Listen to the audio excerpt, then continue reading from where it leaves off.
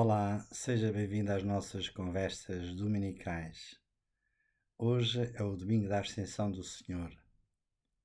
Segundo os Atos dos Apóstolos, 40 dias, durante 40 dias, o Senhor apareceu aos apóstolos, deu-lhes as instruções, as últimas instruções sobre o reino de Deus e, segundo a tradição da Igreja, segundo os padres da Igreja, estas tradições não escritas, foi nestes 40 dias que Jesus deu as instruções aos discípulos como haviam de celebrar os sacramentos.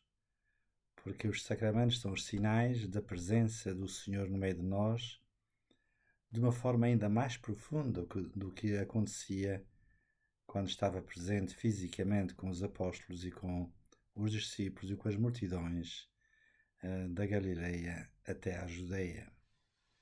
Nestes 40 dias, desde a Páscoa, o dia da ressurreição, até à Ascensão, o Senhor falou-lhes do reino de Deus e deu-lhes as últimas instruções e convidou-os a ficar a Jerusalém para serem revestidos da força do alto, para serem testemunhas da ressurreição, suas testemunhas em Jerusalém e até aos confins do mundo.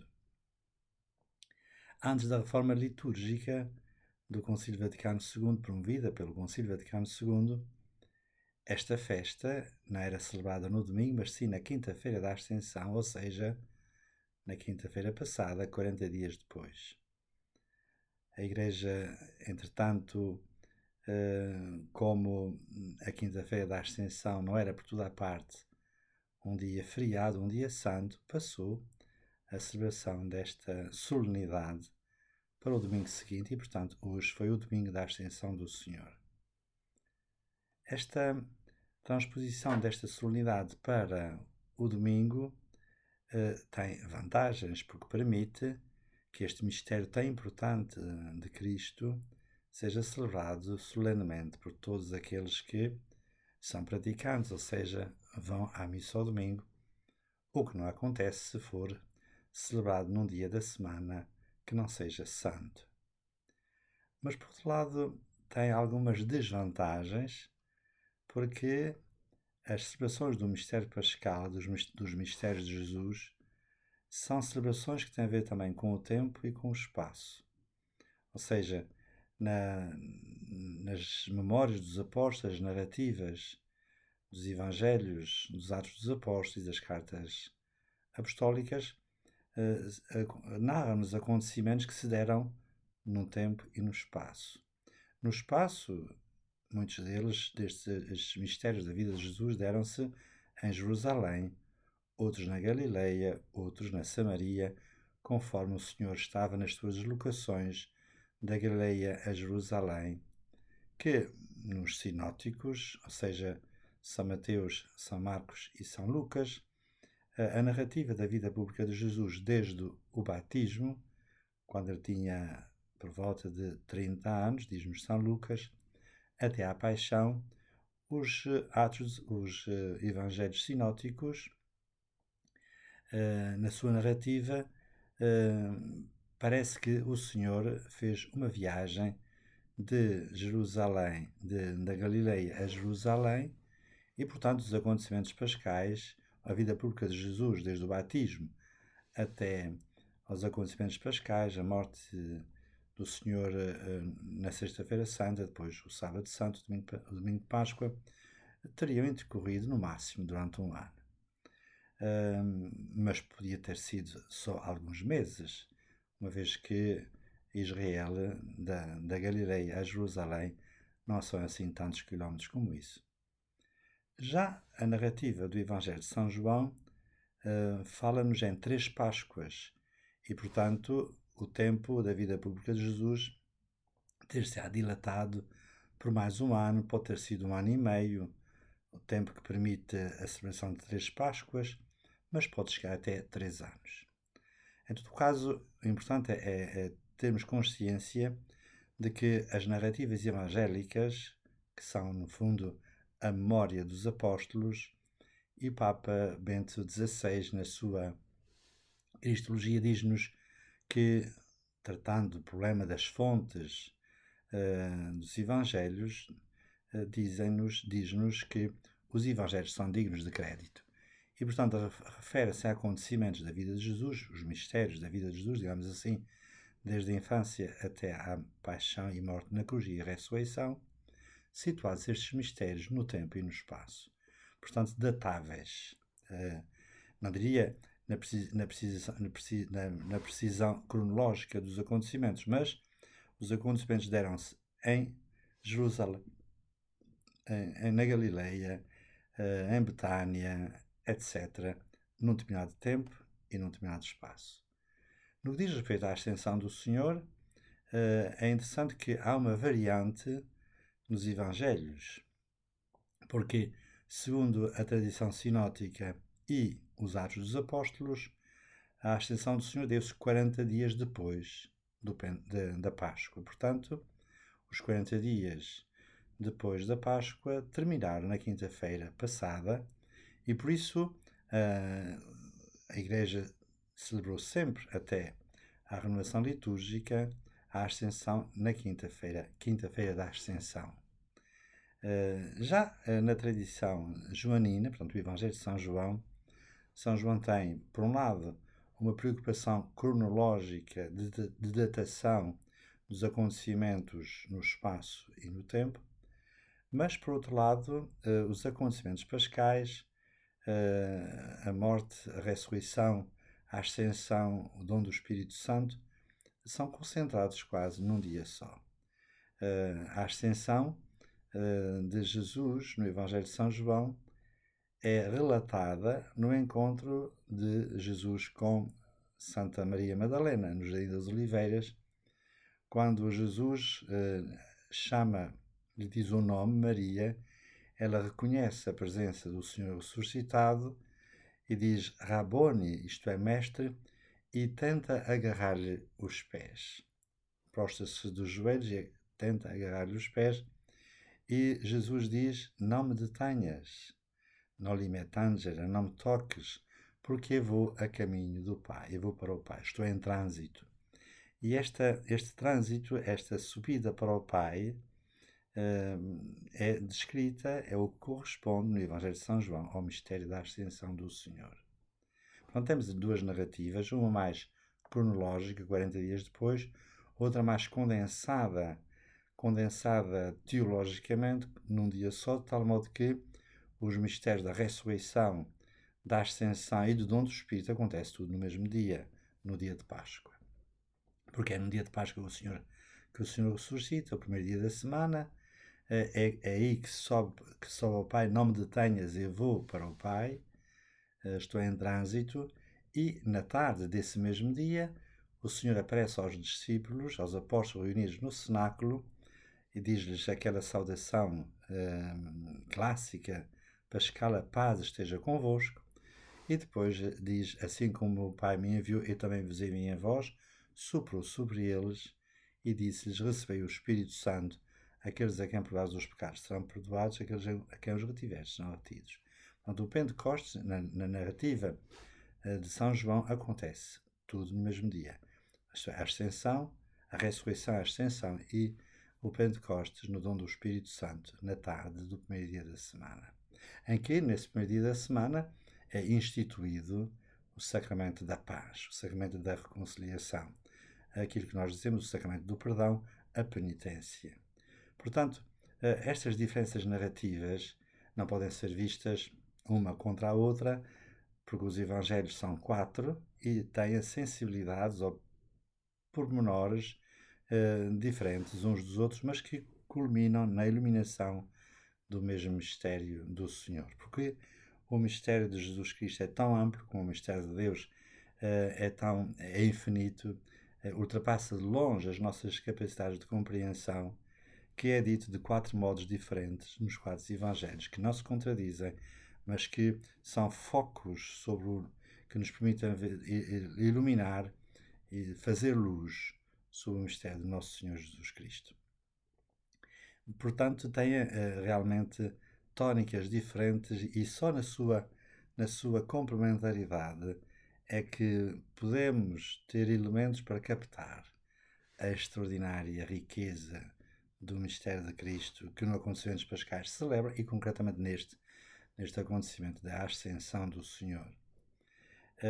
Jesus diz no Evangelho de São João, nos discursos sobre da última ceia: vou preparar-vos um lugar e tenho de voltar para o Pai. Isso acontece justamente no mistério da ascensão, na sua morte, descido aos infernos, a ressurreição e a entronização na glória.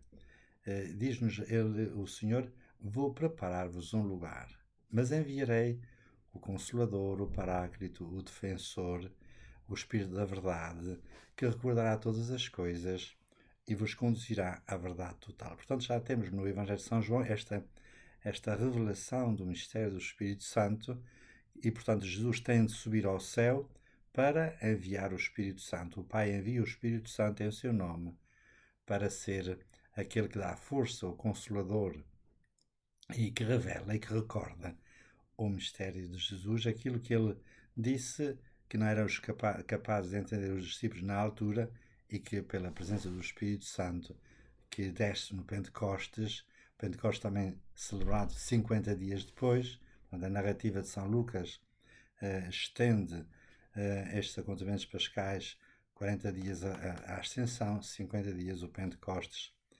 E na Ascensão o Senhor promete, que diz aos discípulos para ficarem em Jerusalém, porque vão receber a força do alto para serem suas testemunhas de Jerusalém até ao fim dos tempos.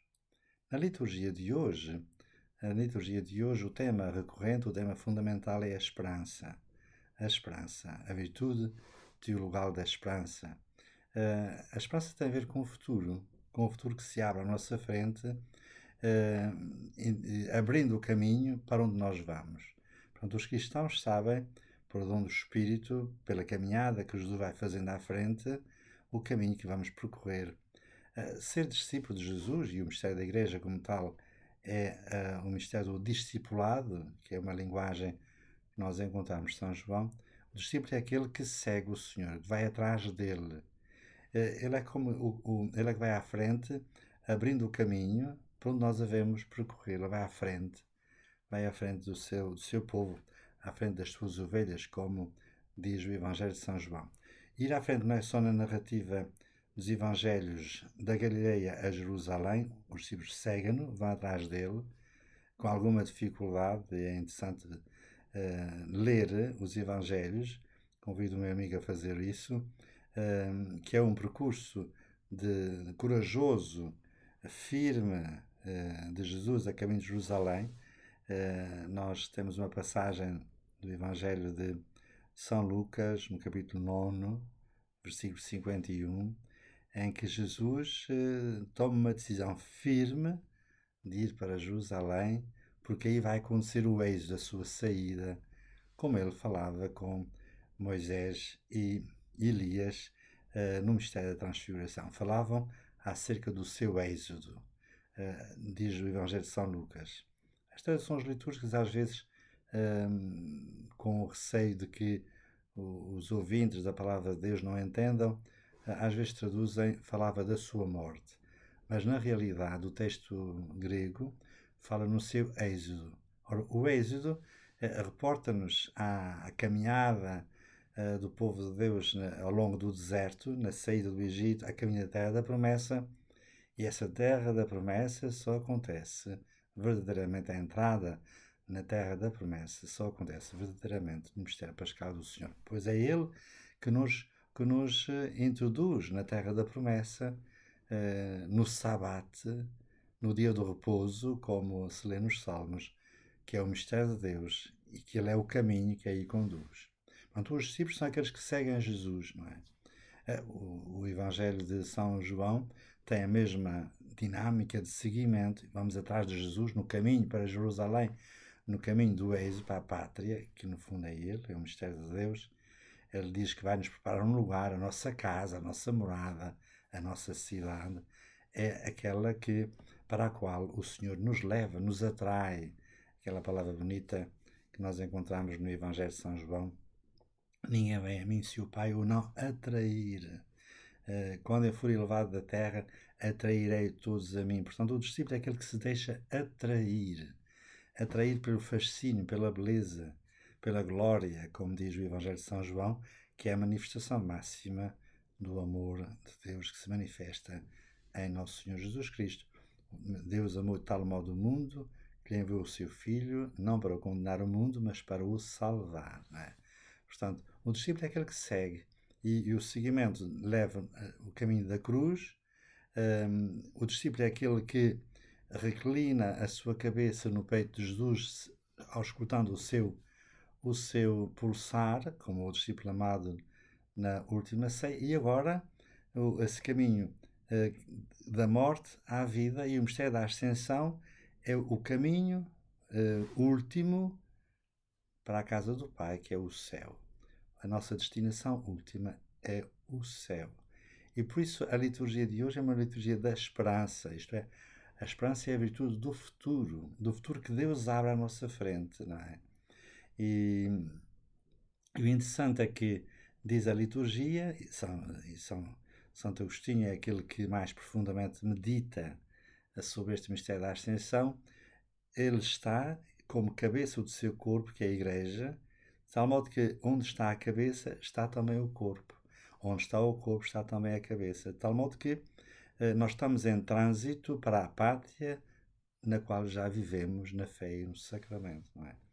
E por isso a ascensão do Senhor é que ele sobe ao céu visivelmente, porque os evangelhos, sobretudo São Lucas, e é o evangelho que hoje foi lido na liturgia, dizem que Jesus estava perto de Betânia, levou os discípulos a um monte e depois elevou-se à sua vista e foi subindo ao céu, e depois foi envolvido por uma nuvem, em que a nuvem não é o fenómeno atmosférico de concentração da água em estado gasoso, mas sim a nuvem é o símbolo da presença de Deus, na qual o Senhor é introduzido e no qual nós somos introduzidos como os discípulos no mistério da transfiguração, porque a nuvem que aparece no Êxodo é de facto a nuvem do conhecimento e do mergulhar no mistério de Deus pela fé e pelos sacramentos. A Igreja já está na glória, portanto, a ascensão do Senhor, esta caminhada, esta ascensão, esta subida, e a Igreja já está como corpo místico de Cristo, já está presente na glória, nos bem-aventurados, nos santos, aqueles que nós conhecemos, Nossa Senhora em primeiro lugar, e Jesus no seu corpo, no seu próprio corpo. Portanto, a nossa própria natureza foi glorificada em Nosso Senhor Jesus Cristo, não é? E, portanto, aquilo que aconteceu nele acontecerá também a nós na ressurreição dos últimos tempos, como nós acreditamos e professamos no credo. E Nossa Senhora também já participa no seu corpo e na sua alma desta glorificação com primícias. Podemos dizer que o sonho de Deus realizou-se, aquele sonho que Deus tinha ao criar o homem e a mulher à sua imagem e semelhança, e que foi perturbado, foi de certa maneira, digamos assim, estragado pelo pecado original. O pecado está na origem de todos os pecados, que é a desobediência à vontade de Deus, querer ser como Deus, que era a tentação da serpente Adão e Eva. Isso fechou de facto as portas do paraíso, e portanto o sonho de Deus ficou hipotecado. Permiti que eu use esta linguagem com o pecado de Adão e Eva, mas Deus não desistiu deste seu sonho, e por isso enviou o seu Filho ao mundo, Nosso Senhor Jesus Cristo, nascido da Virgem, e por isso Nosso Senhor Jesus Cristo e Nossa Senhora são a realização do sonho de Deus, daqueles que são verdadeiramente, como diz a Escritura, de acordo com o coração de Deus. Porque é interessante, nós encontramos nos textos bíblicos a respeito de David, o homem segundo o coração de Deus.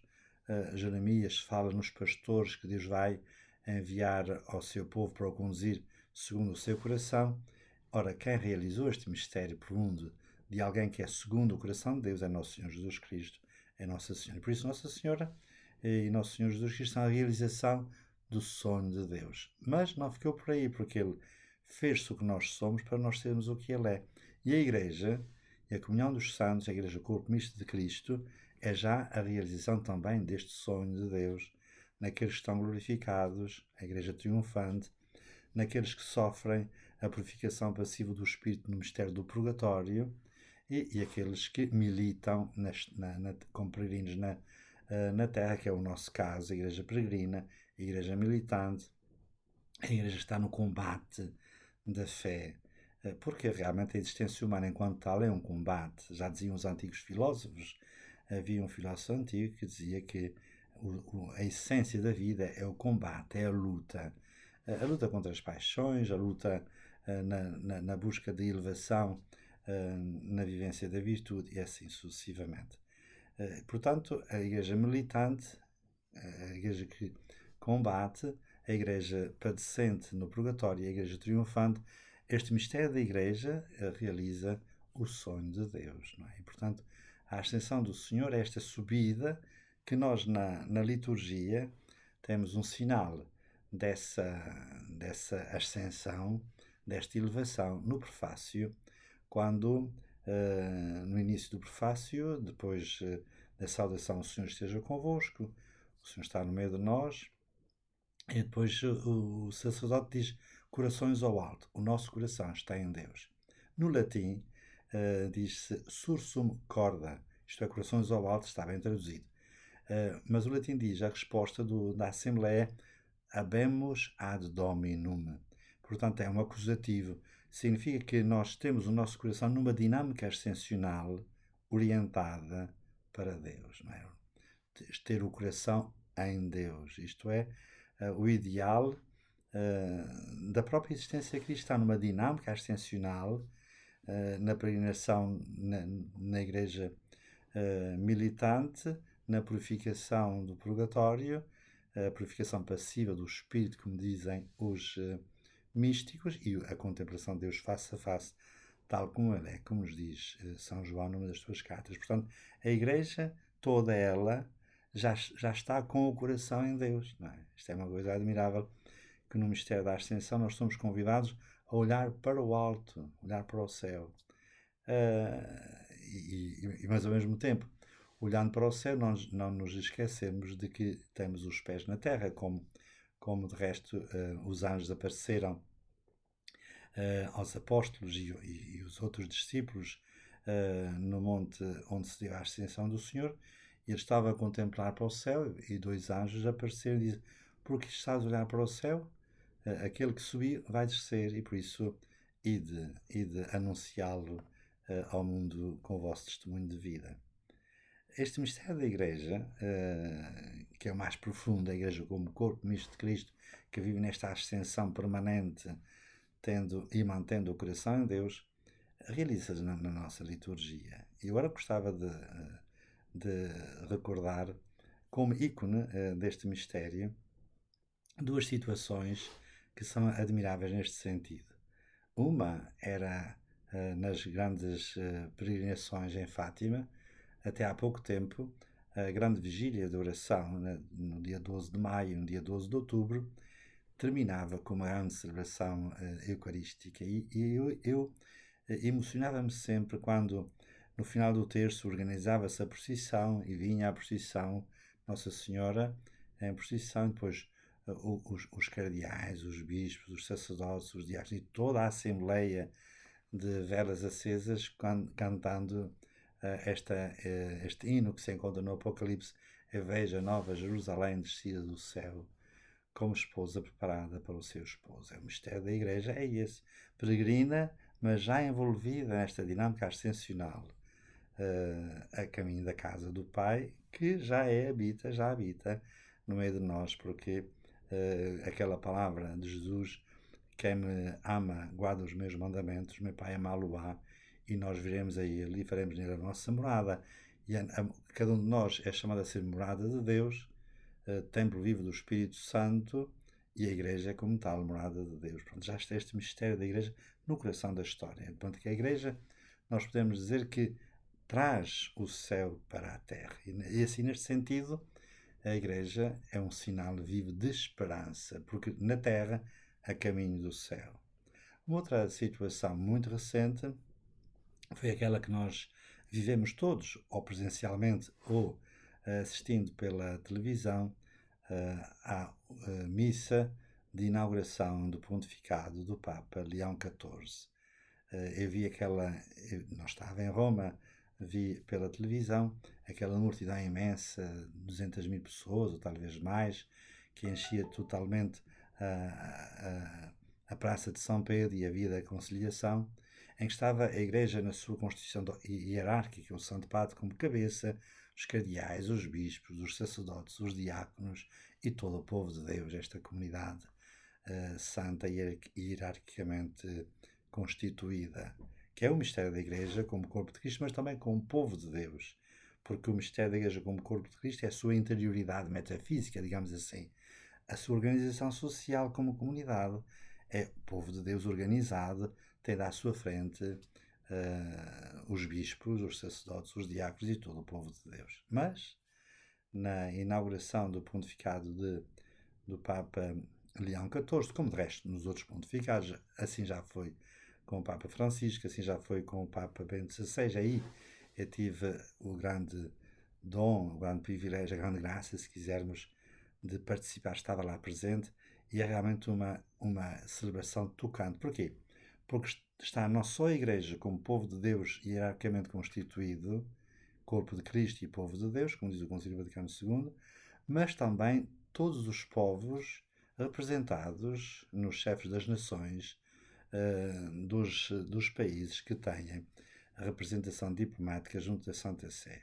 É admirável. Portanto, é a Igreja no meio dos povos, sendo sinal desta ascensão de toda a humanidade para Deus, e esta é a razão última da nossa própria esperança.